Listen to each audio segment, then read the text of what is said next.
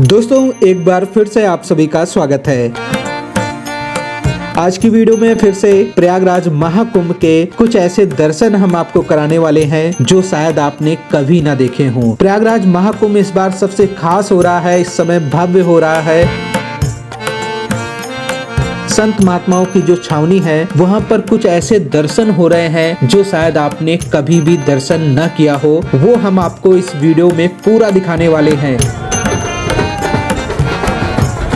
आप जानते हैं कि मैं इस समय प्रयागराज में हूं और लगातार आप लोगों को वहां की वीडियो दे रहा हूं, दर्शन करा रहा हूं, लेकिन कुछ ऐसी दृश्य हैं जो अब तक मैंने आपको नहीं कराया है, वो इसी वीडियो में आपको कराएंगे।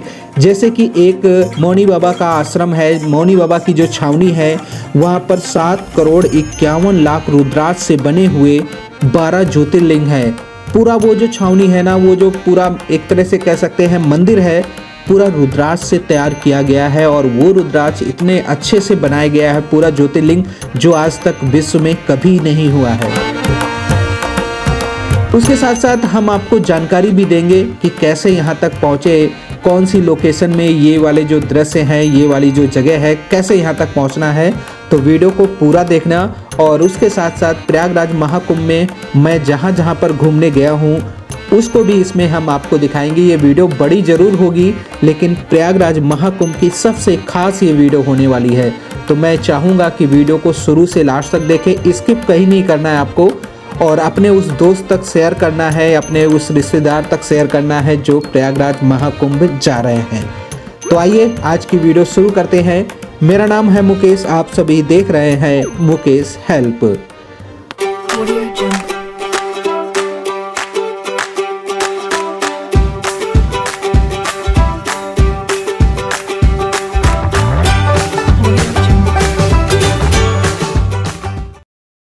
तो सबसे पहले हम वीडियो की शुरुआत उन दृश्यों के साथ ही करते हैं जो इस वीडियो का सबसे खास पॉइंट है। ज़्यादा आपको इंतज़ार नहीं कराते। ये वो जगह है जहां पर 7,51,00,000 रुद्राक्ष से बना हुआ यहाँ पर 12 ज्योतिर्लिंग है, और 12 ज्योतिर्लिंग की जो रक्षा कर रहे हैं वो त्रिशूल है। हजारों की संख्या में यहाँ पर त्रिशूल लगाए गए हैं। तो आप देखिए, और सभी लोग हर हर महादेव, जय गंगे माता, जय यमुना माता और जय सरस्वती माता लिखना। तो दोस्तों फाइनली हम पहुंच चुके हैं। नागवासुकी द्वार है, नागवासुकी मंदिर जो कि प्रयागराज का बहुत ही फेमस मंदिर है, उसी के सामने ये जो है नागवासुकी द्वार है। और द्वार के राइट हैंड में ये जो देख रहे हैं ना, ये मौनी बाबा का ये छावनी है। 12 ज्योतिर्लिंग यहाँ पर तैयार किए गए हैं। ये देखिए यहाँ पर 12 ज्योतिर्लिंग हैं और यहाँ पर देखिए कितने सारे त्रिशूल आपको नज़र आ रहे हैं। ये त्रिशूल ही त्रिशूल यहाँ पर आपको दिख रहे हैं। और अभी अंदर ले जाकर हम आपको दर्शन कराएंगे और आपको एड्रेस जो है अभी वीडियो में आपको दिख जाएगा, तो वहाँ से आप और अच्छे से जानकारी कर सकते हैं और आराम से यहाँ पहुँचकर ज्योतिर्लिंग के दर्शन कर सकते हैं। आइए आपको ले चलते हैं। ये देखिए, जैसे ही एंट्री करेंगे ना, आपको रुद्राक्ष ही रुद्राक्ष दिखेंगे।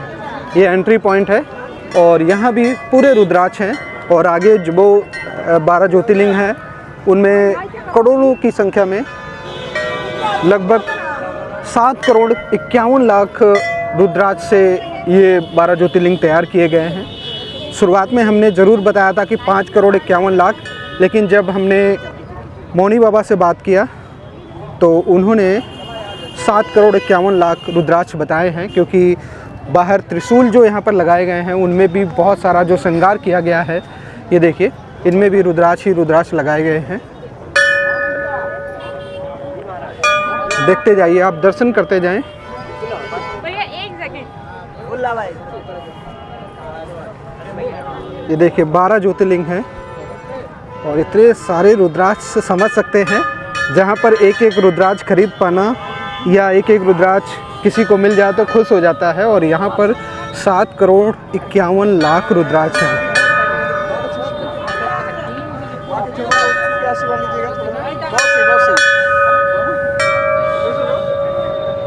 मौनी बाबा के दर्शन आपको करा देते हैं अच्छे से।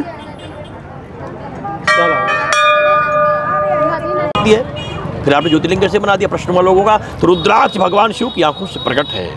मैंने बनाया नहीं है। सीमेंट की होती, मोरंग की होती, ईंटे की होती, सोना चांदी की होती तो शिवलिंग होती है। रुद्राक्ष की बनी बना तो ज्योतिर्लिंग है। तो ज्योतिर्लिंग वही है कि जो स्वयं प्रकट हो। रुद्राक्ष भगवान शिव की, रुद्र माने शिव और आक्ष माने आँख। शिव की आंखों से प्रकट होने वाला उसका जो तेज है वो रुद्राक्ष है। रुद्राक्ष के 7 करोड़ 51 लाख रुद्राक्षों से पूरी दुनिया में पहली बार, पूरे विश्व में पहली बार, कलयुग में पहली बार, स्वतंत्र भारत में पहली बार और महाकुंभ में पहली बार बनने वाली भगवान शिव की महाकाल की 12 ज्योतिर्लिंग है। जहाँ 11,108 त्रिशूल हैं। त्रिशूल 4 रंग के हैं। वो त्रिशूल काले हैं जो आतंकवाद विनाश के लिए हैं, पीले हैं जो रोग हरण के लिए हैं, लाल है जो देश की लक्ष्मी प्राप्ति के लिए है, गरीबी समाप्ति के लिए है, और श्वेत है जो विद्यार्थियों के ज्ञान विद्या बुद्धि के लिए है। विजय त्रिशूल है जो भारत के हिंदू राष्ट्र बनाने के लिए है। गणेश की 12 स्तंभ है, सब रुद्राक्षों से बनाए गए हैं। इसमें विजय श्री के लिए 12 घंटे हर महीने में अलग अलग सूर्य होते हैं। एक एक सूर्य के 12 घंटे लगाए गए हैं। और इधर भगवान महाकाल के द्वार के छत्रक बनाए जा रहे हैं। जहाँ बाबा विराजमान है, इनके नीचे बाबा विराज जहाँ होंगे, बाबा के यहाँ छत्र तैयार किया जा रहा है। इसके नीचे उस छत्र के बाबा विराजमान होंगे। इस तरीके से पूरे यज्ञ मंडप में 1108 कलश स्थापित है जो सेनाओं के लिए है। 27 कुंड बनाए गए जो चक्र कुंड है। एक चक्र कुंड 100 कुंडों के बराबर होता है, जिसमें 125 करोड़ आहुति होनी है। ऐसे दिव्य संकल्पों को लेकर के भगवान भूतनाथ का दिव्यतम भव्यतम दर्शन के संसार के प्राणियों को सबका कल्याण हो, सब स्वस्थ हो, सब आरोग्य हो, सब प्रसन्न हो, सबकी मनोकामनाओं की पूर्ति हो। इसलिए महाकाल से प्रार्थना है, आप कृपा करिए, दया करिए। लेकिन मेरे 7 संकल्प है, पूरे देश के लोगों से होगा। भारत हिंदू राष्ट्र बनाओ, काशी मथुरा मंदिर का निर्माण करो, बांग्लादेशी हिंदुओं को बचाओ, बेटियों की रक्षा करो। बेटी नहीं होगी तो माँ नहीं होगी, बेटी नहीं होगी तो माँ नहीं होगी, और माँ नहीं होगी तो बेटा नहीं होगा, और बेटा नहीं होगा तो न राम होंगे, न कृष्ण होंगे, न शिव होंगे। बेटी का सम्मान करो, भ्रूण हत्या बंद करो, गाय को बचाओ, गंगा को बचाओ, तीर्थ को बचाओ, और महाकुंभ भव्य बनाओ। और मेरी अंतिम बात तो याद रखो, हिंदू जातियों में नहीं, संकल्पों से जुड़े। जात से बटने के बाद हिंदू भिन्न भिन्न हो जाएगा। नेता लोग अपनी वोट की सियासत के लिए आपका दुरुपयोग करते रहेंगे। सभी हिंदू लोग एक मत हो जाओ, देश बचाओ, राष्ट्र बचाओ, महाकुंभ को भव्य बनाओ, माँ गंगा में डुबकी लगाओ, भारत हिंदू राष्ट्र बनाओ। हर हर महादेव। महाराज जी एक बार अपना परिचय दे दीजिए। शिव योगी मौनी स्वामी अमेठी।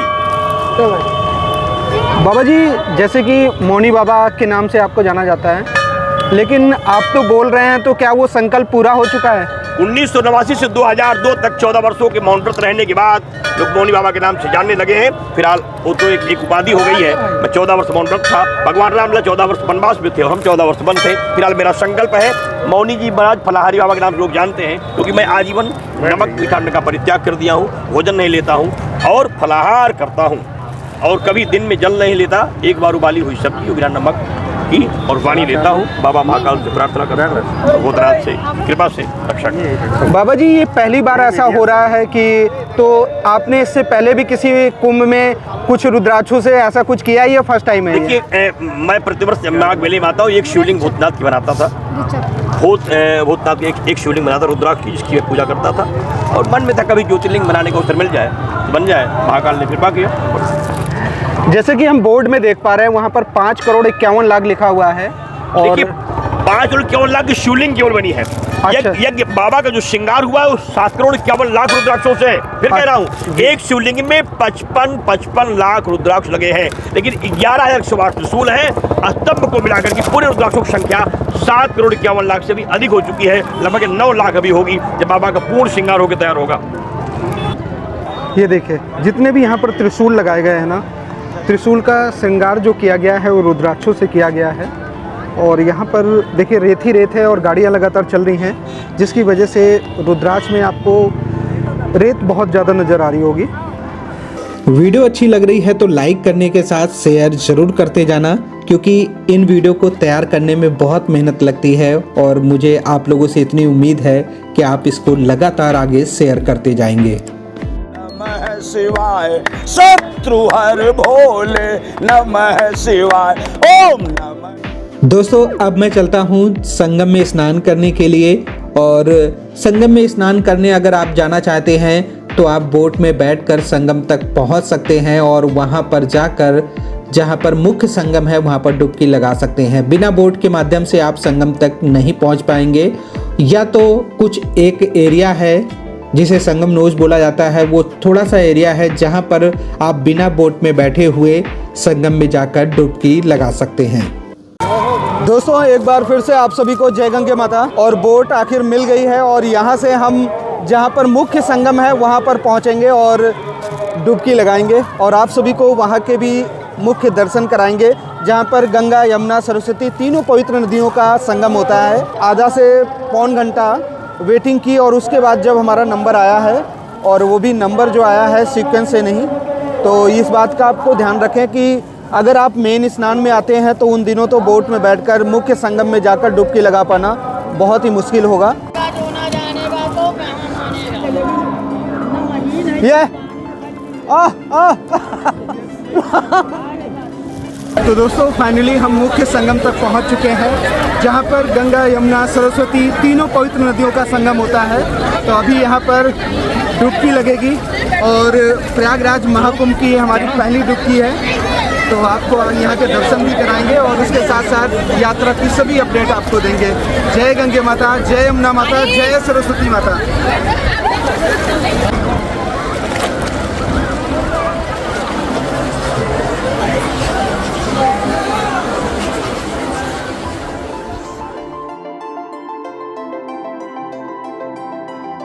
तो दोस्तों हमारा संगम में स्नान हो चुका है और इस बार जो संगम में स्नान हुआ है सबसे खास और भव्य था।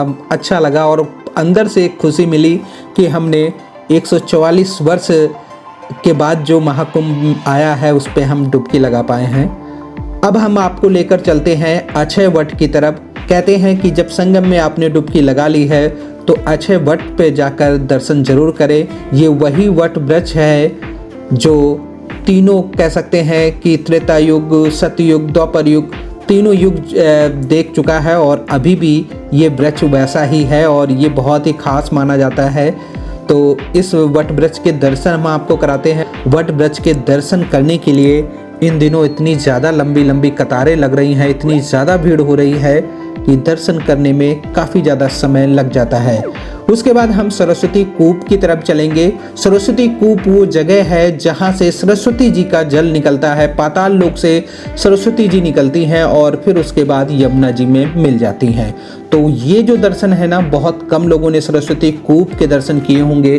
कहा जाता है कि सरस्वती कूप के दर्शन कुंभ के समय या महाकुंभ जब होता है तभी दर्शन करने को मौका मिलता है। तो हम वहाँ भी आपको ले चलेंगे, बस आपको समय देना है और वीडियो को पूरा ज़रूर देखना है। तो फाइनली हम अक्षय वट के सामने पहुँच चुके हैं और ये अक्षय वट आपके सामने है, आप दर्शन कर सकते हैं। ये वट वृक्ष है। कहा जाता है कि अगर आपने वट वृक्ष के दर्शन कर लिए ना तो आप बहुत ही भाग्यशाली हैं। यहाँ से दर्शन करने के बाद अब हम चलते हैं आगे की ओर, जहाँ पर पातालपुरी है और वहीं पातालपुरी के पास में ही सरस्वती कूप है जहाँ पर हम दर्शन करेंगे। से पहले पातालपुरी के दर्शन होंगे। ये देखिए, ये लग रहा है सुरंग के अंदर, हमें गुफा के अंदर जाना होगा।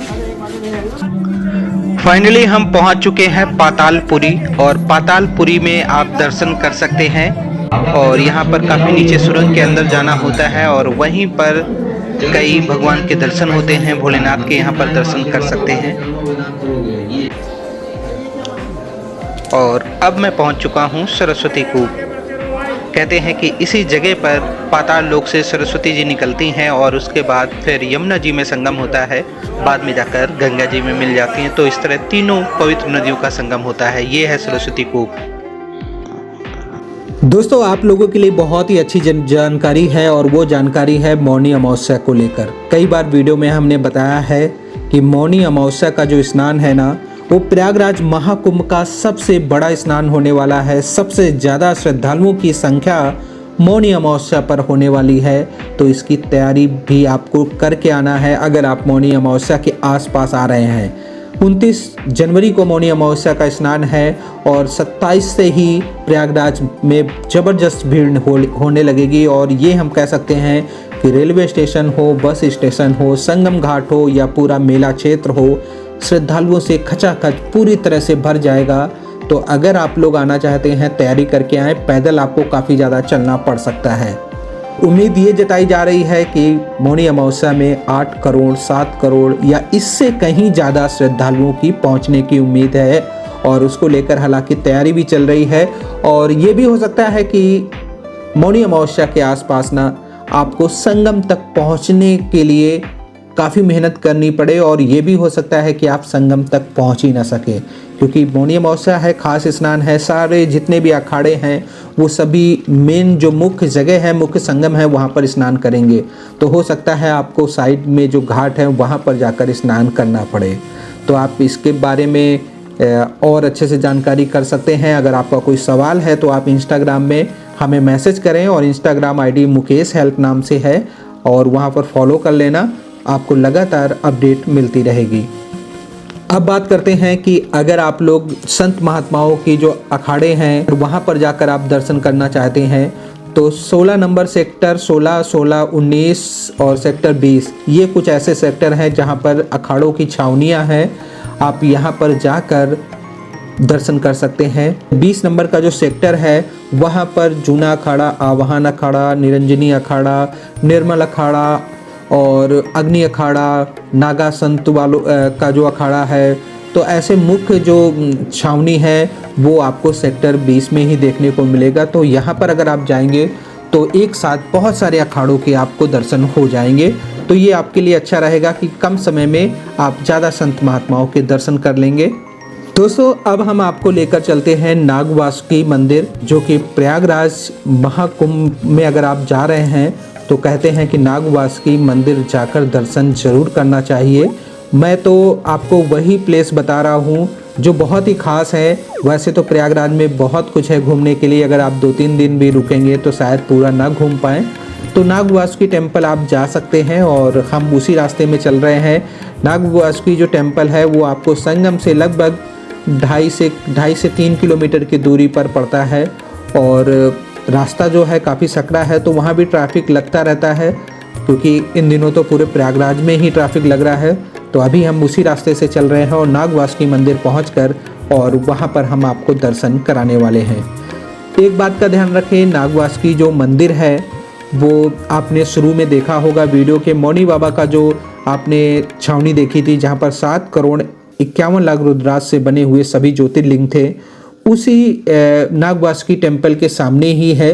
तो दोनों आप एक बार में आराम से दर्शन कर सकते हैं, बिल्कुल आमने सामने है। दोनों के बीच की जो दूरियां हैं लगभग 300 मीटर के आसपास होगी, 400 मीटर।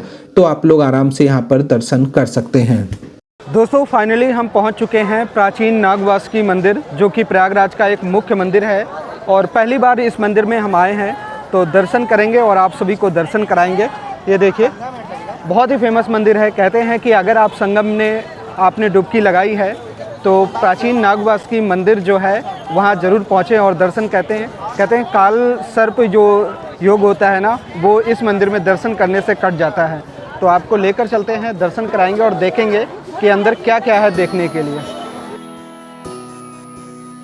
अब हम आपको सीढ़ी के रास्ते से लेकर चलते हैं नाग वासुकी मंदिर और वहाँ पर दर्शन कराते हैं। नाग वासुकी मंदिर बहुत ही खास है। कहते हैं किसी के जीवन में अगर काल सर्प योग है तो अगर आप यहाँ आकर सच्चे मन से प्रार्थना करते हैं, दर्शन करते हैं, तो काल सर्प योग जो है वो कट जाता है। दोस्तों, आपके लिए बहुत ही ज़रूरी जानकारी एक ये भी है कि जब आप मौनी अमावस्या के आसपास आएंगे तो प्रयागराज का जो संगम रेलवे स्टेशन है, जो कि संगम के काफ़ी करीब पड़ता है, वो बंद रहेगा। 28 तारीख, 29 तारीख, 30, 31, 3-4 दिन के लिए रेलवे स्टेशन जो है पूरी तरह से बंद रहेगा। तो आपको दूसरे स्टेशन में ही आपकी ट्रेन रुक जाएगी, तो वहाँ से आपको पैदल आना पड़ सकता है। और ज़्यादातर जो वैसे नॉर्मल डे में बैरहना चौक पड़ता है, बैरहना चौराहा पड़ता है, वहाँ तक आपका जो ई रिक्शा की सर्विस मिल जाती है और वहाँ से लगभग 4 किलोमीटर आपको पैदल चलते हुए संगम तक पहुँच जाते हैं। लेकिन मौनी अमावस्या में ये बात हो सकता है कि आपको काफ़ी और भी ज़्यादा दूर से पैदल आना पड़े। आगे आने वाले दिनों में मैं कुछ और वीडियो आपके लिए लेकर आऊँगा जिसमें हम आपको बताएंगे कि प्रयागराज संगम में स्टे के कौन कौन से ऑप्शन हैं, और उसके साथ साथ और भी जो यहाँ पर कार्य चल रहे हैं उसके बारे में भी हम आपको बताने वाले हैं। अगर आप प्रयागराज महाकुंभ में जा रहे हैं तो डिजिटल महाकुंभ के अगर आप दर्शन करना चाहते हैं तो श्री हनुमान जी का जो मंदिर है, लेटे हुए हनुमान जी के मंदिर में ही सामने बिल्कुल वहाँ पर डिजिटल महाकुंभ के दर्शन कराए जाते हैं, जिसके टिकट जो है मात्र 50 रुपये की है। आप डिजिटल महाकुंभ के दर्शन कर सकते हैं और सच में अगर आप दर्शन करेंगे ना तो आपको बहुत ज़्यादा अच्छा लगेगा। 50 रुपये की जो वो टिकट है ना, वो आपकी पूरा वर्थ जाएगी, आपको बहुत अच्छा लगेगा। और हम भी यहाँ पहुँचे थे और डिजिटल महाकुंभ के जब दर्शन हुए, पूरी स्टोरी चल रही थी और जब भोलेनाथ की प्रतिमा एक बाहर आती है निकलते हुए, इतना सुंदर और इतना भव्य लगता है कि वाकई में ऐसा लगता है क्या टेक्नोलॉजी है। तो आप लोग यहाँ भी पहुंचकर दर्शन कर सकते हैं। देखिए कितना प्यारा है ये सारा, ये डिजिटल महाकुंभ है और एक बार में लगभग 60-70 लोगों को प्रवेश कराया जाता है और सभी लोग कुछ देर बैठकर देखते हैं, कुछ बाकी जो जगह है वहाँ पर चलते फिरते हुए देखते हैं। देखिए यहाँ पर कितने अच्छे अच्छे भव्य दृश्य दिखा रखे हैं, कहीं पर नदियों के दृश्य हैं, कहीं पर वाटरफॉल झरने दिख रहे हैं, तो बहुत अच्छा लगने वाला है पूरा। वीडियो अच्छी लग रही है तो लाइक करने के साथ शेयर ज़रूर करते जाना और अपने उस रिश्तेदार, अपने दोस्त तक ज़रूर भेजना जो आने वाले दिनों में प्रयागराज महाकुंभ में जाना चाहते हैं। एक बात और बताना चाहेंगे, अगर आप लोग महाकुंभ में जा ही रहे हैं और आप भीड़ से बचना चाहते हैं तो आपके लिए सबसे अच्छा जो समय है वो रात 11 बजे से लेकर सुबह 7 बजे तक रहेगा।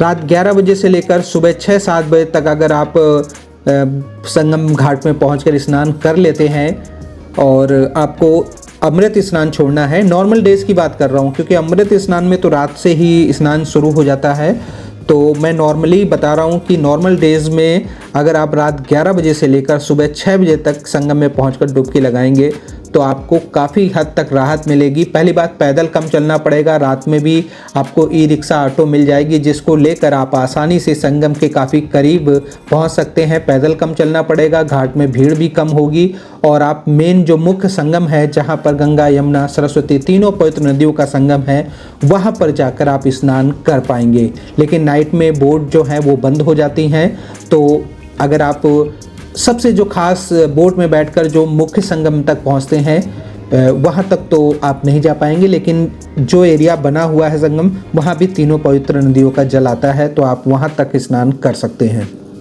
अगर आपने अभी तक चैनल को सब्सक्राइब नहीं किया है तो सब्सक्राइब जरूर कर लें क्योंकि आगे भी बहुत सारी वीडियो आती रहेंगी और उसके साथ साथ जब प्रयागराज महाकुंभ ख़त्म भी होगा ना तो यहाँ पर आपको हरिद्वार, ऋषिकेश, 4 धाम यात्रा और पूरे उत्तराखंड के हम दर्शन आपको कराते रहेंगे। तो ये चैनल आप सभी के लिए परफेक्ट है और यहाँ पर सिर्फ सनातन धर्म अध्यात्म की बात की जाती है, उसके साथ साथ आप लोगों की जो यात्रा के समय मदद होती है उसकी जानकारी दी जाती है।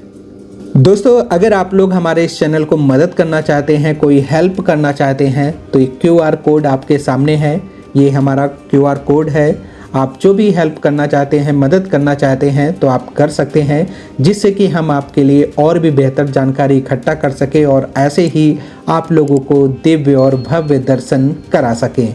दोस्तों, अगर आप लोग पैदल कम चलना चाहते हैं और तो आप एक ज़रूरी बात है जिसको आप नोटिस करके रखें। अगर आप रेलवे स्टेशन में पहुंचते हैं, किसी भी रेलवे स्टेशन में आप आते हैं तो आपको बरहना चौक तक पहुंचना होगा।